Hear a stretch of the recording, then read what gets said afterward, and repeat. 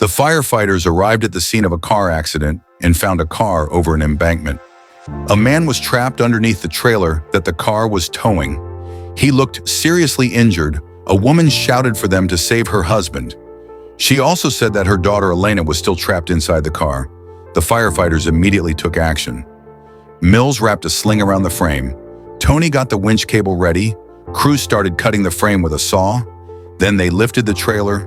The man was finally rescued. They quickly transported him to the hospital. Meanwhile, Kelly and another firefighter were attached to the cable and climbed down the hill to rescue Elena.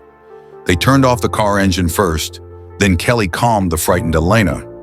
Elena slowly crawled out of the car. Kelly held her, and with the firefighters' coordination, brought her safely back up. Two Blint pilots headed for the stadium. Suddenly, there was a loud bang. The pilot turned to look, their engine exploded, and the elevation wheel was disabled. Subsequently, various functions failed one after another. Then the blimp plunged downward, emitting thick smoke. And to make matters worse, ahead lay a football stadium with 20,000 people in the face of crisis. The pilot hastily dialed 911 soon after fire trucks RAC to the scene. But at this point, the blimp was out of control and unable to evade. Seeing this, the audiences were too shocked to flee.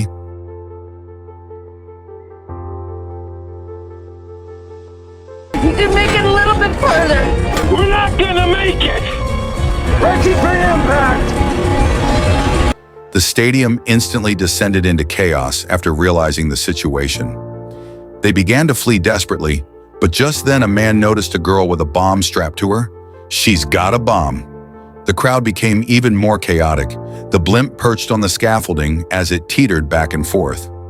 The firefighters upon arrival were stunned by the scene. Two firefighters went to cut off the power. Then they operated the aerial ladder to begin the rescue. Meanwhile, the cop also arrived to maintain order. The man informed her about the bomb. The cop hurried to check. "It's not a bomb, it's my heart. Please find my mom." She opened the backpack and indeed found a medical device. She took a photo and quickly sent it to dispatch. Maddie confirmed it was indeed an artificial heart pneumatic pump. At this point, the girl's pulse weakened and she lost consciousness. But what's worse, the pneumatic pump was running low on power. The girl's heartbeat was rapidly fading. The cop hurried to find the girl's mother. Meanwhile, the firefighters successfully extinguished the fire. Then they pried open the cabin door to begin the rescue, but the blimp was swaying violently and on the verge of collapse. The firefighters had to be extremely careful. Luckily, they all escaped unharmed in the end. Meanwhile, the cop found the girl's mother under Maddie's guidance. The cop connected the catheter and replaced the battery. As time passed by second, the girl finally regained consciousness. She's breathing. This was definitely the most absurd wedding ever. Two complete strangers, brought together by experts, met for the first time at their own wedding as the bride slowly walked down the aisle. The groom standing at the altar grew extremely nervous, but what he never expected was at the very moment the bride stepped onto the stage, Michael suddenly rolled his eyes back and collapsed straight to the ground. Paramedics quickly arrived at the scene. At that moment, Michael had just regained consciousness. He tried to get up, but Hen stopped him during the initial checkup. Hen had discovered something unusual, but before she could explain, Michael suddenly passed out again. The atmosphere instantly became tense. The captain asked what was going on. Hen explained that when she checked Michael's left side, she couldn't hear a heartbeat at the same time. She also couldn't find his spleen on the left side of his abdomen. There is a rare condition where a person's organs are reversed, positioned in the opposite locations from normal. Michael was one of those rare individuals. He had fainted due to extreme nervousness, which caused his blood pressure to spike in his heart to become congested. But what no one expected was, as the paramedics were working to save Michael the bride, Alyssa suddenly burst into tears, yet she wasn't crying for her unconscious groom. She was crying out of fear that she would become a widow on her wedding day. Luckily, with the paramedics' efforts, Michael's heartbeat was successfully restored. They quickly rushed him to the hospital the next day. After recovering and being discharged, Michael wanted to continue his unfinished wedding. But little did he know by then, the bride's eyes had already locked onto another man. The paramedics Sylv and Dawson got a phone call to a SE part of town. A guy had overdosed in the street while they were trying to take care of him. They were surrounded by junkies. Two men tried to steal their needles. The situation started to get out of control. Just then, the fire truck arrived, and the firefighters scared the junkies away. The guy on the ground woke up. Sylvie said, "You're all right. We just gave you a shot of noon." He groaned and said, "Oh man, I want my high back." When the firefighters said they were taking him to the hospital, the man freaked out and ran away. Well, I'm certainly not going to chase him down while they were leaving. Sylvie revealed that she lived right around the corner in the ghetto. Dawson was shocked. "Hey, Hector." Hey Hector, do me a favor and don't urinate in the entryway anymore. Use the alley. Sylvie gave her a tour of her house. Dawson saw a huge stack of $100 bills on the counter. Sylvie said she just hadn't set up a checking account yet. What to do? Do if you break a bone in the wilderness with a dead phone. Judd and his son Wyatt were having a conversation in the wilderness that day. Suddenly, Judd noticed a rattlesnake on the ground. Just as the horse panicked, the rattlesnake struck. Unfortunately, Judd was thrown hard to the ground by the frightened horse. Luckily, the rattlesnake did not attack again. However, Judd's situation was far from good in Wyatt's terrified gaze. Judd realized that his leg bone was protruding to prevent himself from passing out.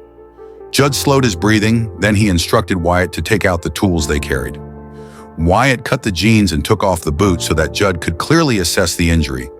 Judd noticed that the artery was not damaged. The situation was still under control. Next, they had to check the blood flow. Wyatt found that the pulse in Judd's foot had stopped at the same time. Judd could no longer feel Wyatt's touch. This was caused by the broken bone pressing against the artery. He needed Wyatt to reset the bone so the artery wouldn't be obstructed and the blood could flow again. Wyatt did it. Judd passed out. When Judd woke up again, he found that Wyatt had already bandaged his wound carefully. At that moment, a passing car happened to drive by. Judd was rescued and his leg was saved. 911 dispatcher Grace took a call from a woman, Kristen, ordering pizza. She thought Kristen had dialed the wrong number. Kristen said she hadn't and immediately gave her address. Grace instantly realized it was a distress call. She quickly locked in on Kristen's location and notified the nearest officers to respond. She then asked Kristen what size pizza she wanted. Kristen replied that a medium one would be fine, as it was just her and her ex-husband, Andrew. Grace understood the hidden message and began searching for Andrew's records. She found out that he had been arrested multiple times for assault and had recently been released from prison. Grace asked Kristen if Andrew had a weapon. If he did, she should request extra pepperoni. Kristen glanced at the handgun and said she wanted extra pepperoni. However, Andrew grew impatient when Kristen took too long to order. Kristen quickly told Grace to send the pizza as fast as possible. Grace understood her situation and assured her that the delivery was already on the way. She told Kristen that it would arrive in 2 minutes and advised her to stay as far away from the door as possible. Meanwhile, Grace identified Kristen's apartment floor. However, a muffled yelp was heard, and Andrew grabbed Kristen by the neck, saying, "Nice try." Grace stalled him, saying that her grandmother always told her, "When God closes a door, he opens the window." Kristen immediately understood Grace's hint. She broke free, ran to the window, and jumped out, landing safely on a big airbag that fire and rescue had set up for her. Andrew tried to escape, but it was too late. Carlos and other officers burst in and cuffed him. The firefighters were called to an abandoned lot. They rushed to the scene and found 2 men about 10 ft below ground. Working on gas line pipes, the men were unconscious because of the gas leak.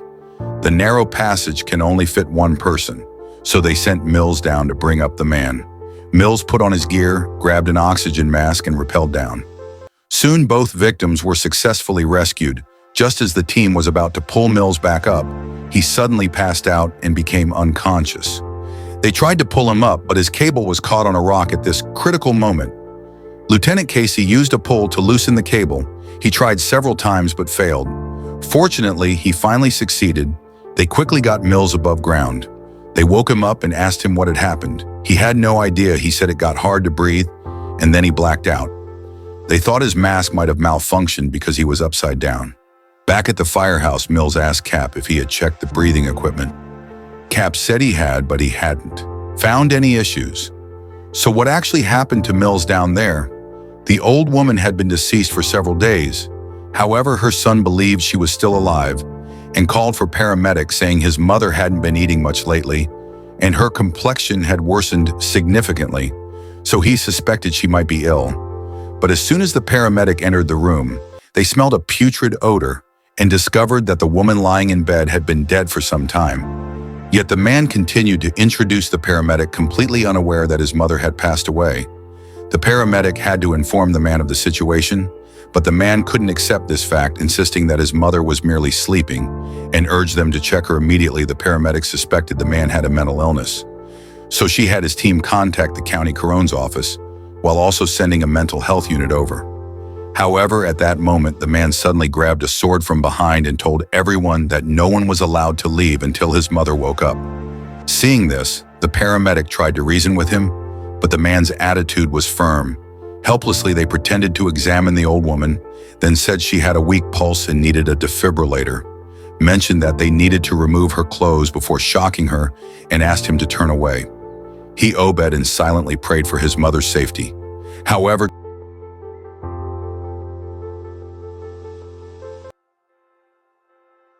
the teammate also took away his sword. At that moment, he was still concerned about his mother's well-being.